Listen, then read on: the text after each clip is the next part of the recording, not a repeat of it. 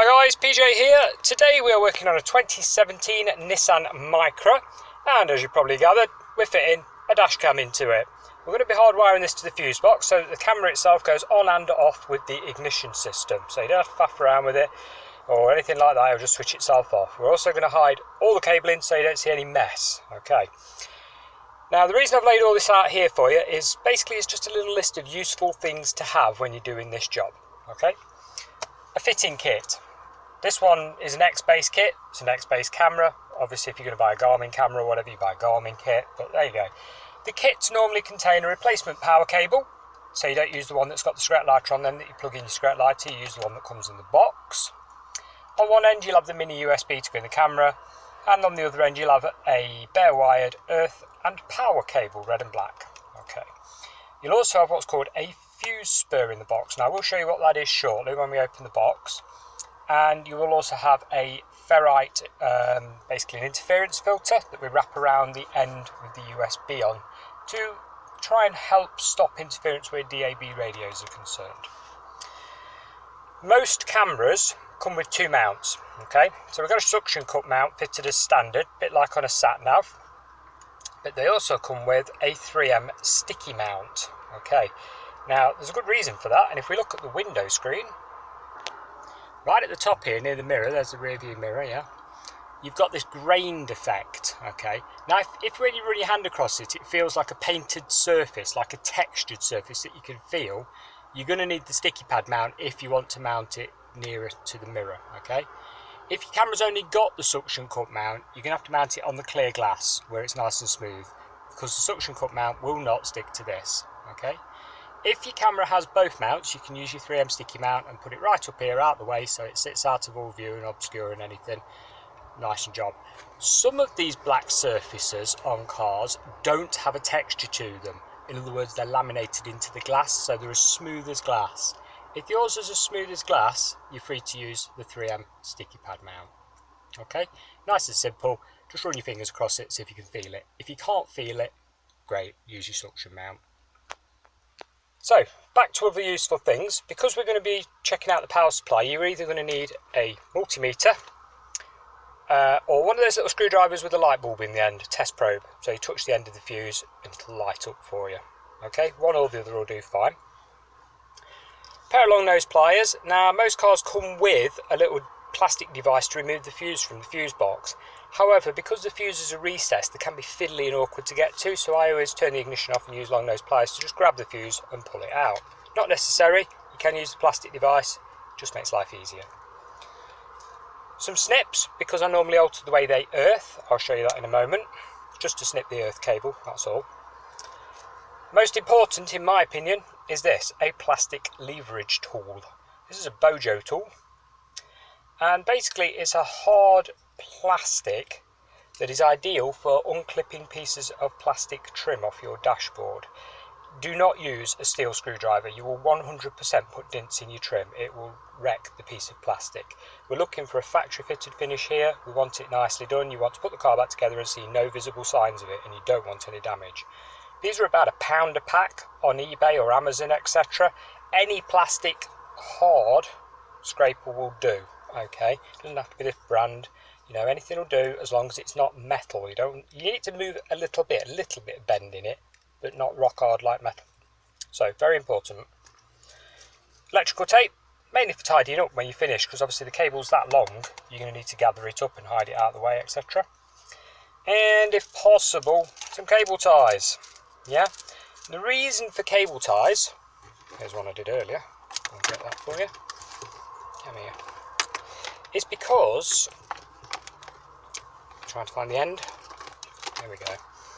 The cable is quite thin, yeah?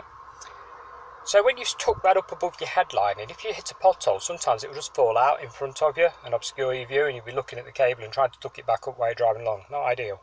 All I do is wrap 3 cable ties round the cable at periodic points, and basically just to beef the cable out to make it a bit thicker so it's got a bit of a grip in the headlining. I'll show you what I'm on about shortly.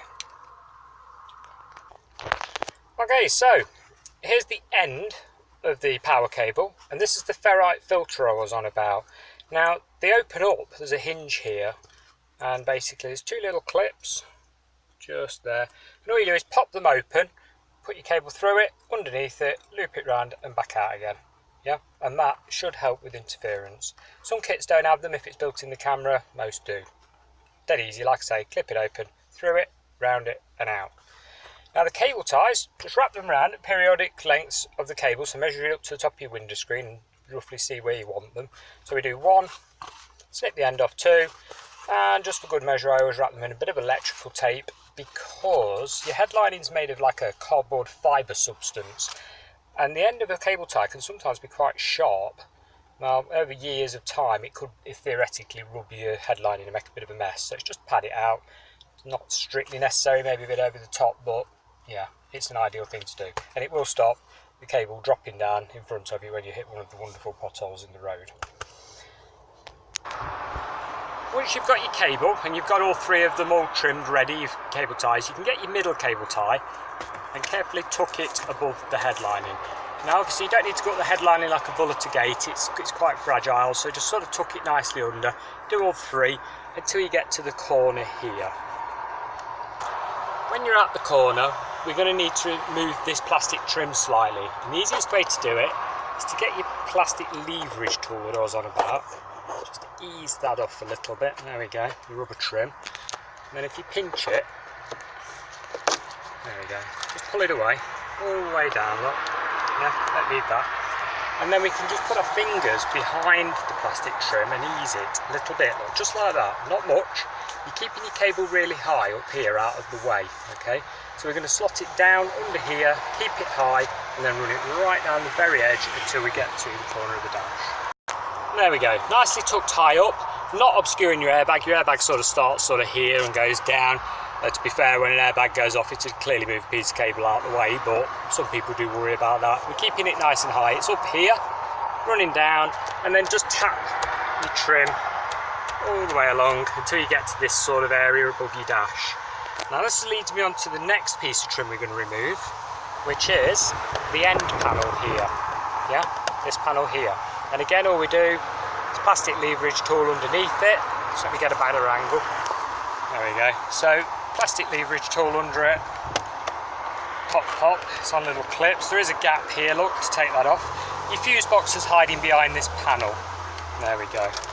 There's your fuse box inside, and you can pull your plastic trim off a little bit more to run the cable nice and neatly. And we're also going to need an earthing point, and on this particular car there is a nice easy one.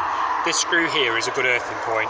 It earths to direct steel, it goes to the chassis, perfect. So you can use the one at the top, let me just get that in view for you. One at the top there, or one at the bottom, take your pick. We'll take one of those out, they're on a crosshead Phillips screw, and we'll put our earth cable to that. So we've removed the screw and we've fed the earth cable basically down, up and under, and popped it out here. Now we're going to put a washer on the screw, and that's to stop this from spinning around when we tighten it all up. Okay, so we'll put that on now and get that finished off. There we go, there's a good solid earth there. Your cable runs down out of the way, it's not interfering with anything. That part of it's done. Now before we move on to the power side, I'll just quickly point out that by following this video guide I'm not liable for any injury to yourself or damage to your vehicle. I'm not responsible in any way at all. Sorry I've had to add that, but I've had a few people try it on lately, and you know, you got to cover yourself. Anyway, on with the guide.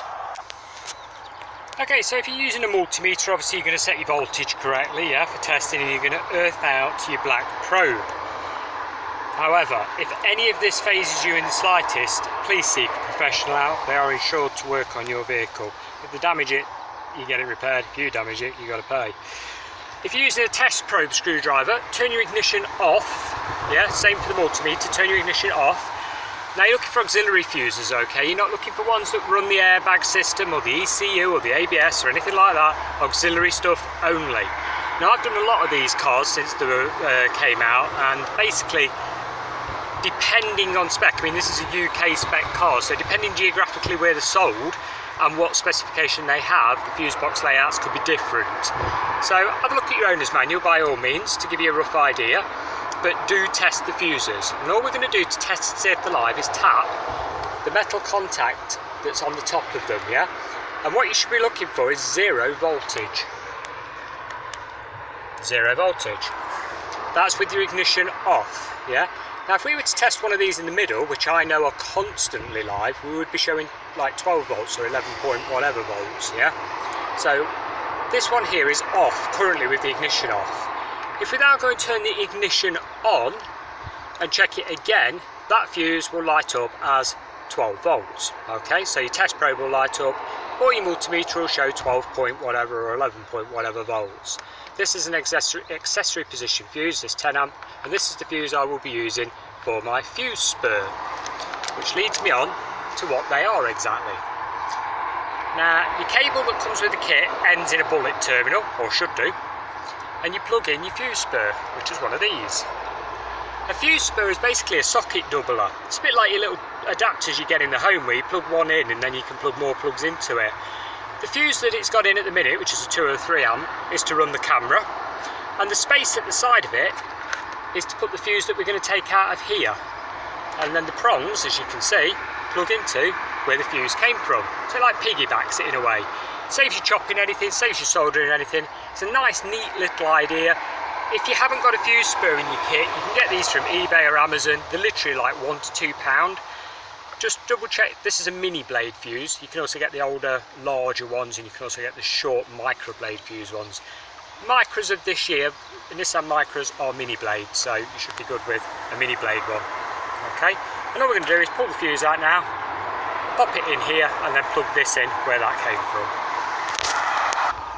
There we go, we're all plugged in, piggybacked up, ready to go. We've taped the connection over as well, just to make absolutely sure, the bullet connector, and cable tied up, the excess cabling to tuck away and hide behind the dashboard. When you're putting your trim plate back on, which I suggest you do after you've tested your camera, just bear in mind that, we'll turn it around, get your view, it's got lug slots, so you sort of slot it in, then click shut. Normally when you do that, you've got to sort of give it a tap, tap, tap all the way around, tap, tap, tap, and it will click into place, okay?